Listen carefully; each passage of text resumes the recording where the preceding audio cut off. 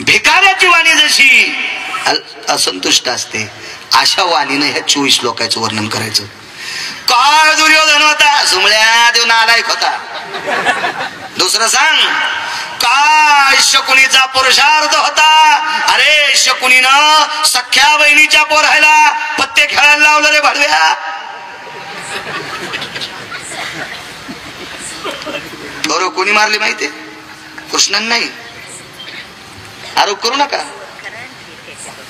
संन्याशी बाबा, तुम्हाला पण प्रणाम. कृष्णाने मारले नाही, कौरव सख्या मामाने मारले. रावणाचं कोण वाजवलं दादा पाटील माहिती तुम्हाला? रामप्रभू नका. हे माझा राम राम होता. माझा राम रावणाला कशाला मारील? याच्या नालायक बहिणीनं मारले. रावणाच्या नालायक बहिणीनं सीता आणायला लावली. दादा मला एक वहिनी आण. आणि बारकाल्या पोरायला गाणं शिकली. मला वाटतं थुतरीच झाणाव तिच्या. एखाद्याला शिकवायली का चंडाळली? त्याच्या होटावर मिशा नाही तर त्याला वहिनी काय सांगायली? त्याला माय सांग ना. काय गाणे, हलकट गाणे. काय गाणे होते त्या काळात. गान सम्राट प्रल्हाद शिंदेचं गाणं ऐकावा. मृग नक्षत्रात ओरिजिनल जातवंत शेतकऱ्याच्या हृदयाला पाणी पडते. अरे पडर पाण्या कर पाणी पाणी, शेत माझ लय ताणेल चाचकावानी. मी फक्त पुरावा देतो, म्हणायत गाणे म्हणायचे. जुन्या काळातल्या लावण्या पण गोड. मधुर मिलन आज लाभला सुगंध सोन्याला, लावणी फुलदिया भंगाला, लावणी फुलदिया भंगाला, लावणी फुलदिया भंगाला. काय काव्य होत, काय काव्य होत. माझ्या कवित्रीने एक कविता केली साहेब. दुधावर आली बुरी तिले साय म्हणून, दुधावर आली बुरी तिले साय म्हणून, निजविते भुके पोटी तिले माय म्हणून, निजविते भुके पोटी तिले माय म्हणून. काय कविता होती. कापसावी न बोले त्याले बोंड म्हणून, हरिनामावी न बोले त्याले तोंड म्हणून. काय कविता होती. काय गाणे होते जातेवर लिहायचे. घाल वारा पिंग्या, घाल वारा पिंगा, पिंगा माझ्या परसात, सुखी आहे कोर सांगे आईच्या कानात. आणि काही गाणी. हार हरीला नवरीच्या चोळीवरी आल्या काढीला.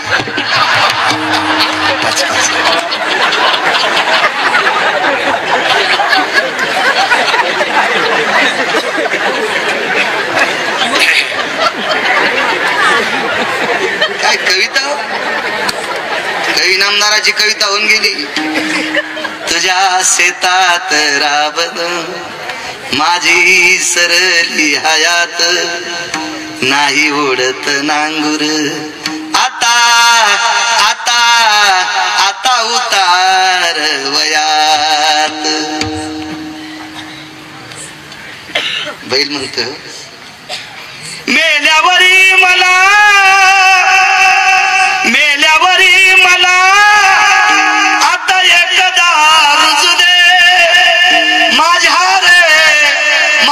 रे कातड्याचे जोडे तुझ्या पायात वाजू दे. बैल म्हणतो शेतकरी राजा, मेल्यावर माझ्या कातड्याचा जोडा तुझ्या पायात वाजू दे. काय कविता होते महाराज. आता कविता. पप्पा माझ्या मम्मीचे, मम्मी माझ्या पप्पाची, लेकर कोण्या भूताचे. ह्याच्यालाही धिंगाणा गाता बघा, गाता गाथा बघा गाथा. बियल वाया गेले ग बाय बाय, तिकडेच घसरून गेले. जळून नाही जाचीस का असं म्हणत असते का. गाथा पाय ना. शिवरात्री पर्व काळातले प्रमाण आहेत की नाही ते पहा ना. ते वाचा ना. भंगिरे लिहिलेलं वाची ती. ज्याची वाणी प्रबळ आहे अशांचं काव्य वाचलं पाहिजे, कोणाचं नाही. चला. जयद्रथाने नालायकपणा केला. लात मारली होती अभिमन्यूला. आणि कृष्ण अर्जुनाने कृष्ण परमात्म्याला सांगितलं, देवा मला एक काम करा. जयद्रथानं सांगितलं, मला जयद्रथाला मारेपर्यंत 3.5 तासाचं आयुष्य द्या. नाही देता आलं. खवणे सर, अभिमन्यूचा मामा जगाचा बाप होता. जगाचा बाप त्याचा मामा होता. मांडीवर अभिमन्यूचं डोकं तोंडावून हात फिरीला आणि डोळे झाकले. आयुष्य नाही देता आलं. साहेब अर्जुनानं सांगितलं, देवा मी संध्याकाळपर्यंत जयद्रथ मारीन. देवानं सांगितलं, नाही मेला तर मी मरण. पंढरपुरातल्या मालकाला काळजी होती ना अर्जुनाची. भगवंतानं सांगितलं, सूर्यनारायणा एक काम करा, तुम्ही 2 दिवस माळूच नका. 2 दिवस माळूच. वेळ संपलाय का? तुम्ही 2 दिवस माळूच नका. तर सूर्यनारायणानं सांगितलं, देवा मी नाही माळवल्यामुळं वेदाध्ययनाचा वेळ असतो, पूजेचा वेळ असतो, संध्येचा वेळ असतो, सकाळच्या भजनाचा वेळ असतो, सकाळच्या पाठाचा वेळ असतो, ब्राह्मी मुहूर्त स्नानाचा वेळ असतो. ही सगळी वेळ मातीत जातात. संन्यासाचं स्नान, ऋषी स्नान, यती स्नान, देव स्नान, ब्रह्मस्नान, वारकऱ्यांचं स्नान, ग्रस्त्यांचं स्नान, याचे पर्व काळ मातीत जातील. आणि मग मला किंमत राहणार नाही. नाही ऐकलं देवानं, सूर्यानं देवाचं नाही ऐकलं. नाही ऐकलं. काय केलं पंढरपुरातल्या मालकानं? सुदर्शन आडवं लावलं. म्हणजे सूर्य देवासाठी सुद्धा थांबत नाही.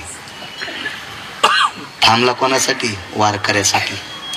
1 तास 14 मिनिटं सूर्य थांबलाय. 1 तास 14 मिनिटं. त्या महात्म्याचं नाव होतं धीरजगिरी. आणि कोणाच्या कीर्तनासाठी थांबलाय? ते कीर्तन होतं ठाकूरबुवांचं. साहेब, या ठाकूरबुवा ज्या घोड्यावर बसायचे, ते घोडे एकादशीच्या दिवशी चारा खात नव्हतं. म्हणून त्या परंपरेतले लोक एकादशी पंचांग पाहून धरीत नव्हते. ते घोडं ज्या दिवशी चारा खात नाही त्या दिवशी एकादशी धरीत होते. हा वारकऱ्याचा अधिकार आहे. या वारकऱ्याची पत्नी एके दिवशी मृत्यू पावली. त्या वारकऱ्याच्या पत्नीचं नाव होतं गिरिजा माय. एकात एक सांगतो, हरिदास किती मोठे आहेत. दादा पाटील तुम्ही प्रमाण म्हणा. आता वाटून वाटून सगळ्याला. बापू तुम्ही प्रमाण म्हणतात, सोडेल प्रमाण त्यांना म्हणू द्या. गिरिजाबाई नाव होतं. ज्या वारकऱ्याचं घोडं एकादशी धरीत होतं, त्या वारकऱ्याच्या पत्नीचं नाव गिरिजा माय. आणि त्या गिरिजा माय वारल्या. मालकाच्या अगोदर गेल्या. चौघाच्या खांदीवर पार्थिव आहे. मातीला कोण होतं? माणसाच्या रूपात शिवजी, माणसाच्या रूपात ब्रह्मदेव आणि माणसाच्या रूपात पंढरीतले मालक प्रेताच्या पुढे चालत होते. का? एरवी प्रेताच्या पाठीमागे चालत असतात, पण वारकरी जर गेला असेल तर त्याच्या पुढे भजने चालत असतात. टँकरनं दारू पेलेला माणूस, त्याच्या पोरानं जर 10,000 रुपये दिले तर आपण टाळ नाही वाजवायला पाहिजे त्याच्या मड्या पुढं. आपल्या पिढ्यानं पिढ्या मातीत जात्या. टँकरनं दारू पेली, टँकरनं नाही म्हणजे आमचे बाबा वाजित न्यायचे. अरे तुझ्या बाबानं सरे धाबे वाजिलीत आणि तुझ्या बाबा पुढे हातात टाळ आम्हाला नाचायला लावतो रे, घालतो का आम्हाला नरकात. काय महाराज, नाही इतकं नाही लाचार व्हायला पाहिजे. मर्यादा असली पाहिजे लाचारीची. चला काय सांगू लागलो. पुढे फक्त वारकरी चलत होते आणि वारकऱ्या चिल्याबाळ महाराज हे 3 देव होते. बाईनं थोडीशी मानवरी केली. मेलेल्या बाईनं, डॉक्टर साहेब, मेलेल्या बाईनं सुतळी तोडून मानवरी केली तर 3 देव दिसले. पण मालक माणसाईत चलत होते. बाईने विचार केला आपले मालक अंत्यविधीला आहेत का. खवणे सर अशी मानवरी केली, माग पाहिले तितक्या लोक आहेत. मालक म्हणले, गिरिजा पड पड पड. हाय मी पड, हाय मी पड पड पड. सोबतच येतो. या काय ताकद असेल, काय दर्जा असेल. महाराज मेलेल्या बाईनं तोंडवरी करून नवऱ्याला पावा, तिचा अधिकार सांगू. त्या बाईचं बाळांतपण करण्यासाठी पंढरपुरातला जगाचा पाप आलता. जगाचं पाप. महाराज हरिदासाची ताकद आहे. याच्यात एक पुन्हा आहे का. तुमच्यापासून जवळ अनवा नावाचं गाव आहे. काल गुरुजी आम्ही त्याच मार्गे तुम्ही पाठविलं. अनवा नावाचं गाव. या अनवा नावाच्या गावात 2-4 समाध्या येतात. त्याच्यापैकी मंदिराच्या पुढे एक छोटीशी नदी आहे आणि त्या नदीच्या कडेला एक पाषाणाची समाधी आहे. ती समाधी डोंगरोजी नावाच्या वारकऱ्याची. तो डोंगरोजी नावाचा वारकरी 4 पायाचा होता, 2 पायाचा नव्हता. तो डोंगरोजी नावाचा वारकरी दादा पाटील 4 पायाचा होता आणि तो वारकरी स्वान म्हणजे कुत्रा होता. त्या कुत्र्याचं नाव होतं डोंगरोजी. चातुर्माशी महाराजांची परंपरा आहे तिथं. महाराज हा डोंगरोजी नावाचा कुत्रा एखादच धरत होता. त्या परंपरेतली सगळी लोक ज्या दिवशी डोंगरोजी भाकरी खात नाही त्या दिवशी एकादशी धरत होते. महाराज निसर्गाचं सूत्र वरी पाहिल्याबरोबर एकादशी आजची आहे अशी पर्वमांगल्यात तिथी लक्षात येते त्या कुत्र्याच्या. ते कुत्र जर एकादशी धरण्याच्या पात्र ठरते तर ह्या कुत्र्यावर जनसंस्कार केले तो वारकरी किती अधिकारी असेल, ती चातुर्माशी परंपरा किती अधिकारी असेल. मी मागच्या वेळेस आता कीर्तनाला गेलो त्यावेळेला त्या समाध्यांचं दर्शन घेऊन आलो. इतका अधिकारी या वारकरी परंपरेतला आहे. म्हणून देहूतले मालक देवाला म्हणतात, देवा वारकऱ्यांचा दर्जा इतका मोठा आहे म्हणून मला तिथंच जन्म पाहिजे. हरिदासाची घरी, हरिदासाची घरी, हरिदासाची घरी, हरिदासाची आवाज आवाज हरिदासाची घरी, हरिदासाची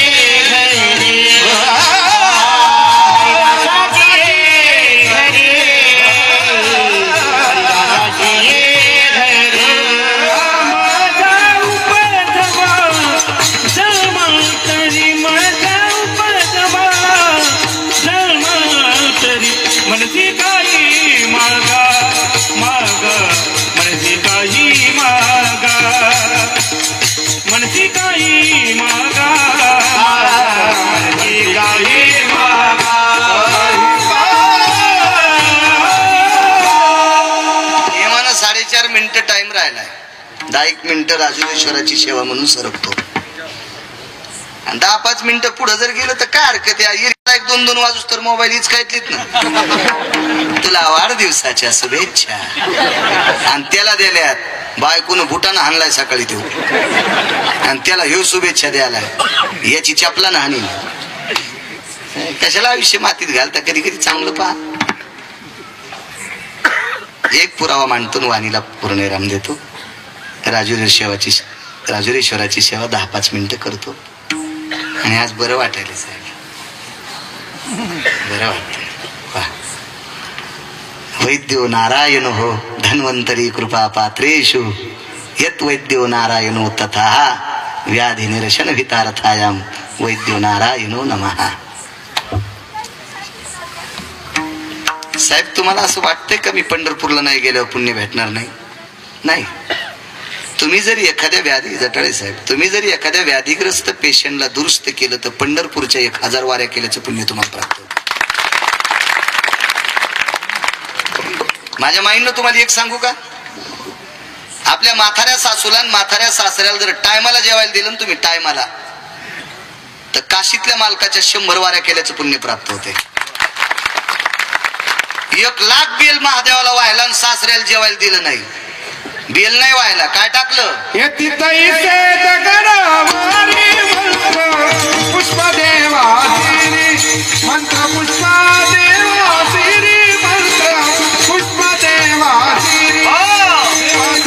येते तैसे दगड परी मंत्र पुष्प देवा श्री. बेल नाही व्हायला तू महादेवाच्या डोक्यावर दगड टाकलीस. माझे भगवान शिवजी कसे मानतील तुला? तू सासऱ्याला जेवायला देत नाही आणि देवाला बेल वाहती. नाही नाही नाही. एक सांग तरुणांनो, जो मुलगा मायबापाच्या पाया पडत नाही तो मुलगा विटेवरच्या मालकाला आवडत नाही. मी मागच्या वर्षी कीर्तनात सांगितलं होतं. आणि जो मुलगा आई वडिलांचं दर्शन घेतोय का त्याच्या तुकोबराय पाया पडतात. नमो त्या माता पित्याचे पालन आणि नमो त्या वचन सत्यवदे. मायबापासारखा जगात देवच नाही.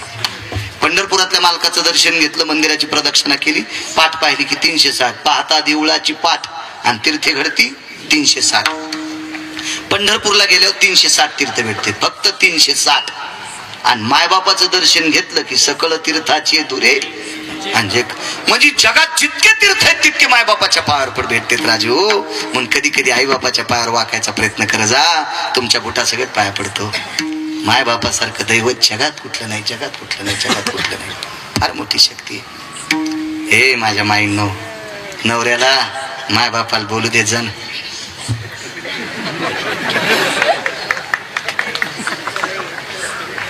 बापू रोज सकाळी लेकरं शाळेत नेऊन घालताना आई बाबाच्या दर्शनाला जाते आणि मग पोरांना शाळेत नेऊन घालते. म्हणून आवडतात. नाहीत मला कोणत्याला डॉक्टर भेटतील. महाराज, जी माणसं आई वडिलांना मानतात त्यांना आपण मानायचे. एक पोरग 15 दिवस माझ्या गाडीत बसलं. साहेब, माझा बुटापुशी बसायचं ते कीर्तनात. माझ्या बुटाव कोणाला नाही कर बापू, कोणाला पाय देऊ देत नव्हतं बुटाव. मला 17व्या दिवशी कळालं ते माईला बोलत नाही. म्हणलं तू खाली उतर, मी एकदम गाडी उलथलती. आता तू या पापानं डबल एखाद्या बॅक वॉटर मध्ये जाईल. तू खाली उतर. तू माईला नीट बोलत नाही, भडव्यान बुट सांभाळीत उठ. नाही, चोंबाळे संगत व्हायचे नाही. घातक असते, घातक असते, घातक असते. चोंबाळे कामी नसते. हा, कडक बोलणारी माणसं चांगले, चोंबाळ्याच काय खरं नसते. आमच्या एका पाहुणीकडे गेलो, मला म्हणली मेल्या इतक्या लांबून आलास, कडीन भाकर काय? 1.5 भाकरीन कडी खाऊ घातली. आणि मी तिच्या इथं काऊन जेवत नव्हतं. एक पाहुणी शहरात राहत होती, म्हणलं ती आंब्याचा रस करीन. ती 3ऱ्या मजल्यावर राहत होती. भिकाऱ्याला खालूनच म्हणत ती आम्हाला सुतक आहे. आणि मी तिच्या घरी गेलो तर म्हणली, बाई बाळू इतक्या उन्हात आलास?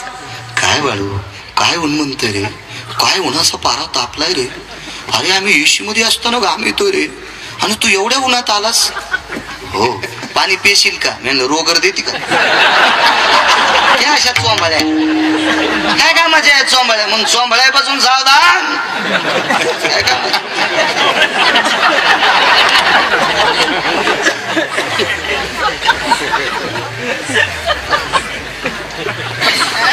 तुकोबारायचं कीर्तन चालू होतं, वेगात सांगतो. चला, काय माझे देव आहेत बघा मुशी साहेब. काय गिरगावच्या बाळ्याचे देव आहे ते. हा बाळ्या तुमच्यामुळे शोभतोय.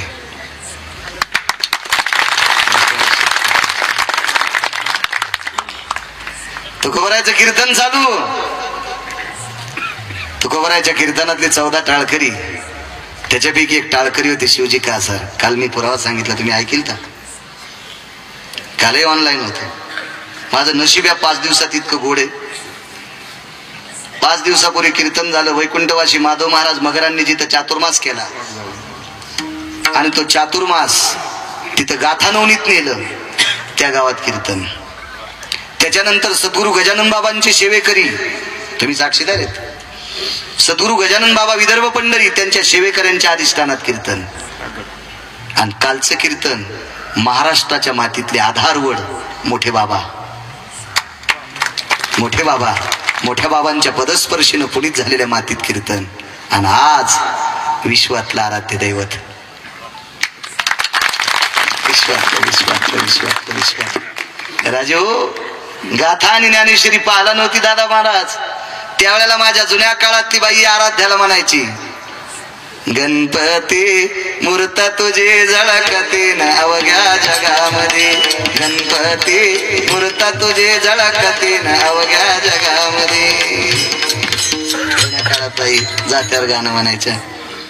काय काय काय होतं महाराज. आणि त्या माझ्या आराध्य दैवताच्या दरबारात आजचं कीर्तन. नशिबाने बाळा, तुकोबारायचं कीर्तन चालू. तुकोबारायच्या कीर्तनाला पकवाद वाजवायला सोनबा ठाकूर होते.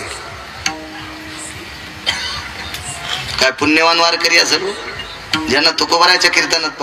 महाराज एक सांगतो तुम्हाला, देवानं आपल्याला पकवादाची कला किती दिली, देवानं आपल्याला गायनाची कला किती दिली, पण आपण किती सात्विक माणसाला मदत करतो.